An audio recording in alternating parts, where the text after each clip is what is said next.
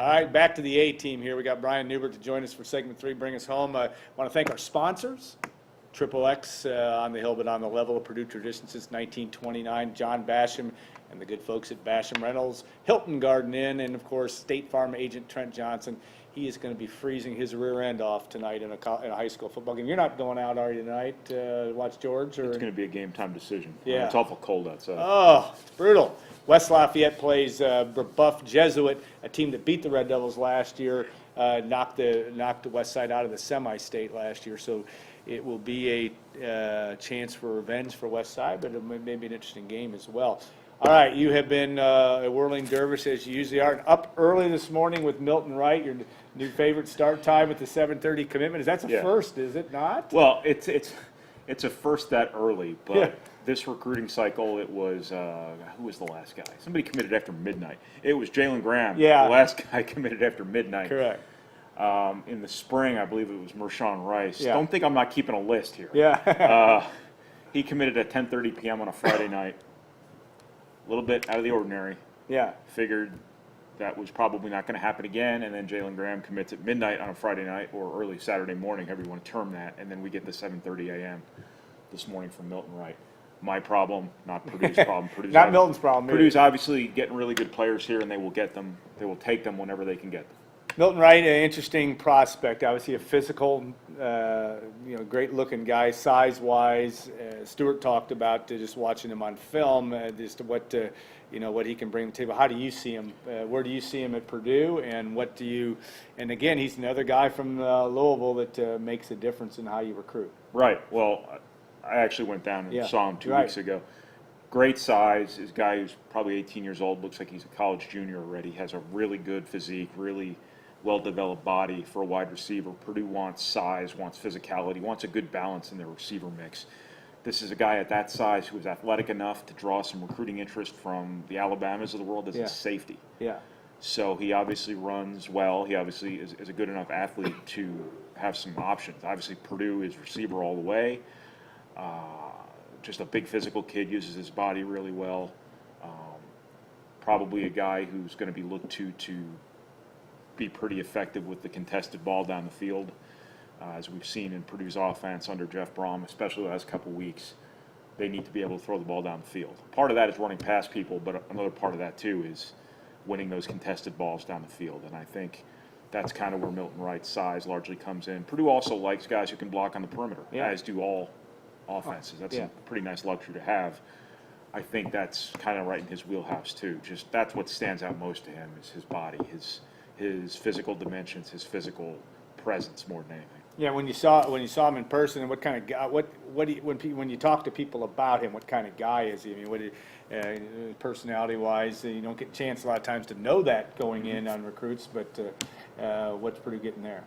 Super nice kid in my experience with him. Obviously, he was very polite, seemed like everybody at the school really liked him. Don't see any issues there. Seems like a really nice, wasn't the most public individual about his recruitment. Wasn't a big interview guy. Wasn't a big, doesn't have a Twitter. I've never, the first recruit in ages that No Twitter. doesn't have a Twitter account. Does have Instagram though. Does have Instagram. It's a locked account. So I woke up this morning, realized, hey, I know he's making this announcement on Instagram. I'm locked out of his account. How am I going to find out when this happens? How'd you find out? I don't even remember. I think one of our rivals guys found out, right, and then he put the video on YouTube too. So I think that goes to tell you something too about this. He didn't make a big show of this. Yeah. I mean, this wasn't. Just seems like a modest kid. Plays at a pretty quaint little high school down there. I don't know what its population size is, but it's not your gigantic metropolitan small college type of high school. It's the Christian Academy of Louisville. And I was actually at his senior night in the rain, in the cold, and everybody there seemed to really like him. I mean, it seems like he's been part of that. Yeah. Not just a guy who's there to play football, a guy who's part of the school community who everybody likes and respects. And that's a long answer to a short question. Yeah, no, it's good to know. And you're one of the few that cover this that have seen him recently and all the work that you do that is awesome. So now we go, we'll switch now to let's talk a little bit about your focus hasn't necessarily been on Purdue football this week, but you've been around and have watched it closely enough. A challenge this weekend against Minnesota, but just the mindset that you might see, what do you expect to see from Purdue tomorrow in Minneapolis? Well, I mean, Purdue's not been in this situation very often, and that's you're going on the road to play somebody, and everybody expects you to win. Yeah. But that's the situation Purdue's in. Purdue's playing really well right now. Minnesota, not so much. Minnesota's in a little bit of a state of tumult here, having just fired their defensive coordinator. Thing that I know Michigan State didn't go as well as Purdue would have liked. Didn't go well, period. But before that, Purdue went on the road for a couple of games against opponents it stacked up well against and won big and got down early in those games and still won pretty decidedly. And it just doesn't seem to faze Purdue. Now, the cold, who knows? You just don't know with the weather. But I don't see why Purdue would be any worse off in it than Minnesota is. It's not like Minnesota's been playing all season in this weather. It's not like everybody on Minnesota's team has been there for 4 years playing in this every year. There's really no real reason to think that's going to be a factor. You just never know. But the way Purdue's throwing the ball around, throwing the ball down the field, if it affects the passing game, then it's an issue because Purdue's playing really well right now because it's throwing the ball down the field really well. That's got to be its MO for success, and that's got to probably be its MO for success on Saturday, because I don't think Purdue is a team that's ever just going to line up and run the ball on somebody and beat them. I think it's a team that has to have that serious threat throwing the ball down the field to set up the run and then do everything else off of that.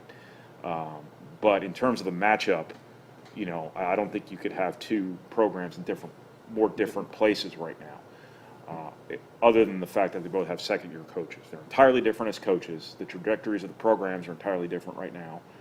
What they inherited was entirely different. I just think that this is all set up for Purdue to where it's hard to find any reason to think that Minnesota is seriously going to threaten Purdue in this game, other than the fact it's on the road, other than the fact are some pretty significant weather considerations. All right, Purdue men's basketball. The Boilermakers opened up the season with a 33-point win, 90-57 over Fairfield. Tomorrow night in Mackey Arena, right after the football game, in relative terms, at least an hour after, Ball State comes calling a dangerous, at least on paper, maybe more than on paper. The Cardinals won at Notre Dame last year, won at Valpo, I believe. This is a team that can cause some problems, I would guess. Yeah, Purdue's very likely to have their hands full tomorrow night.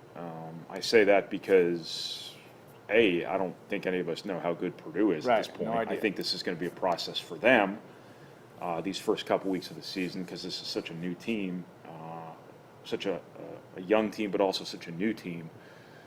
Ball State's a very experienced team. They've got a lot of guys who played a lot of basketball there. They've got a lot of guys who've won big games on the road. They've got a lot of guys who've made big plays in those wins on the road, specifically Taylor Persons, who ironically would be at Purdue if not for Caleb Swanigan, or would have been at Purdue if not for Caleb Swanigan.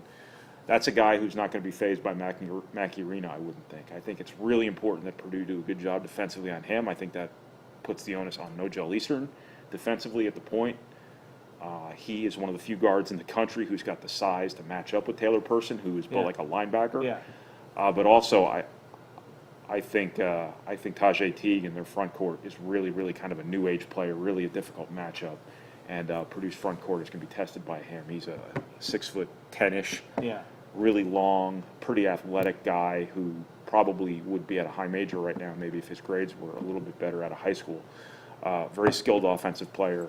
I'm not sure where he's going to be playing, whether it's the 4, the 5, whatever, but wherever he plays, Purdue's going to be probably hard-pressed to match up with him, too. But the most important part is Ball State's not going to be fazed by this. And they've been in this situation before, and they've won. And Purdue's not been in any situations, really, yet, as they're constructed right now, because everything is so new. So, at the very least, I think we find out a little bit tomorrow night about how Purdue responds when it gets pushed. Purdue has an interesting run of schedule here. Obviously, you got the game tomorrow night against Ball State, but you go to Charleston, you play App State, but you're going to play maybe Davidson, maybe Wichita State. You may play Virginia Tech. You're going to play Michigan. You're going to play a Florida State team that just blew out Florida. You got Maryland and Michigan, like I said, waiting on the back end of that. What are we going to know it all? Not necessarily all we need to know, but how do you think you may evaluate this team come December 1st or maybe December 6th when Maryland comes to town? I mean, is this going to be just a constant work in progress to see where this team goes, or is it going to need to mature quickly to be able to handle that type of competition? Well, it's going to have to mature quickly if it wants to make the NCAA tournament, Yeah. because the non-conference schedule makes this no shoe-in. Yeah. In context, that is. Yes. If this were last year's Purdue team and you had a ton of experience and you knew what you were, and you knew you were better than the team you're playing against most times, probably 9 times out of 10, this non-conference schedule wouldn't be as daunting as it is right now. But given the transition they're in, having to go to Florida State, having to go to Texas, if you have those games at home, you feel a lot better about those games probably. But having them on the road, the Crossroads Classic cycles to Notre Dame, who's a ranked team this year, I believe, Yes, right? very tough. Yep, on the back end. Charleston could get you Virginia Tech, who I believe is ranked, Yep. right? Davidson, it's going to be, if you play them in game 2, could be very, very tough. Also, Davidson might be tough. Ball State is not. This is not Belmont you're bringing in. Yeah. Here. All due respect to Belmont, this is not one of those games where, well, they might give us a game, Yeah. but we end up winning by 30. This is a legit game. It might not be a resume game per se, but it is a legit game early in the season. And this is just a non-conference schedule that's just not set up for confidence. This is a Purdue team that should get better theoretically through the course of the season. This is a non-conference schedule that should accelerate that process. if you can, You might have to Yeah. take some losses along Yeah. the way and be better off for it in the long run. You'd like to not have to, obviously, but I think that this is you are going to find out about them pretty quick, because I think this team should be farther along January 1st than a lot of teams would be, just because of the way they're getting tested here. But it can also go both ways. Yeah. When you get tested, you can ace a test and you can bomb a test. Right. And it's Been there. entirely possible that Purdue, I mean, just because we don't know, I mean, we're only talking in hypotheticals here. Purdue's had teams who've lost games early in the season who've then gone to hell Yeah. after that. And then it has kind of marred the season thereafter. Sort of what's impressive about football is they've been at these tipping points the last 2 years, rebounded and Yeah. really made something of seasons, but you never know until you're in that situation. And Purdue is probably going to find itself in that situation where it's either go one way or the other at some point in this non-conference Yeah. season. Ideally, they're hoping it's not Saturday, Yeah. where you kind of face that crossroads. But it is possible, I guess. You know, you look at and we're down to a couple of minutes here, but on the fact that the newcomers are all interesting and kind of make it a lot of fun to watch for those of us that haven't been looking at it on a day in, day out basis. Eric Hunter, Evan Boudreaux, on down the line. Who's impressed you out of that group? And what do you think that, for example, Eric Hunter is going to get minutes to stay? I mean, he's going to be playing all year. I mean, how do you look at that? Yeah, the way he played against Fairfield, he looks like a guy who's not just going to play minutes, he's going to play starter-type minutes, Yeah. whether that's off the bench, whether he's able to crack that starting 5. I'm basing that on one game Yeah. against Fairfield. Yeah. Freshman years are never straight lines. Yeah. It's never what you see in game 1 is the same thing you get every single game. But I think you saw enough out of him where you're pretty confident you're going to get good minutes out of him all year long, most likely. And he's going to be a really important player to Purdue. Their mix in the backcourt is such that they have to rely on him. It's not we'll see what Hunter can do. It's Hunter better do this Yeah. because we need him, because Yeah. we don't have another ball handler. Purdue basically has 2 ball handlers other than Eric Hunter, Nojel Easter and Carson Edwards. Yeah. That's just where they are. Eric Hunter is their backup to the backup point guard, basically, and is going to play a variety of different roles. They're asking a lot of that kid Yeah. this year, and it looked on whatever night it was. Tuesday. They played Fairfield. They all run together. He sure looked like he was ready for it then. Yes, about the newcomers. It's basically those 2 right now. Yeah. I think are the 2 that stand out. Evan Boudreaux is really going to help them Yeah. offensively. I think he's a really difficult matchup playing away from the basket for other centers. I think he's really going to help them on the glass. His effort is going to be a needed element. His ruggedness is going to be a needed element. We'll see where he is in all the other areas of his game. but I do think he's really going to help them. So it's basically Evan Boudreaux and Eric Hunter are the two guys are helping. I think whatever you get out of Aaron Wheeler and Sasha Stefanovic this year are probably, I don't want to say gravy, but probably a cherry on top of something. They are what decides how deep this rotation goes, in my opinion. It's those two guys right there. Take this from a 7-man rotation to a 8 or 9-man rotation, depending on their play. I think Travion Williams, you don't play a third center very often. Yeah. So I think his minutes probably have a natural cap on them.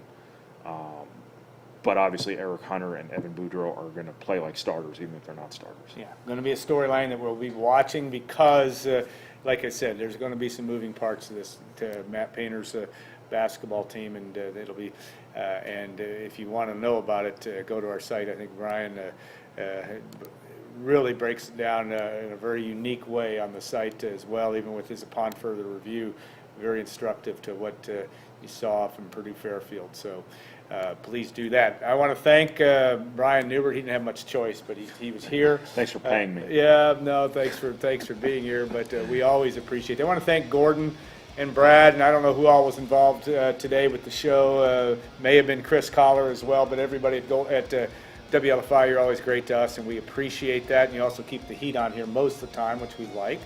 And we want to thank, of course, Stuart Schweigert for joining us. Make sure you get a chance to tune into him on the Hammer. And Tyler Trent. Great honor to have him on again today. And he brought some stuff to the table, some interesting analysis of what he sees from this Purdue football team. If you're a Purdue fan, you hope he's right when Purdue plays at Minnesota tomorrow. So we will be on next week with a couple sterling guests. We may even get Brian to. Well, we don't know what time that game is going to be. Friday afternoon, obviously. Purdue could play Friday next week. I'm not sure of the time, but we will be on at 2 o'clock, and barring anything unforeseen. And may get Brian to call in from Charleston, because that's where he will be covering Purdue men's basketball at the Charleston Classic. So have a great week, everybody. We'll look forward to talking to you next week on Gold and Black Live.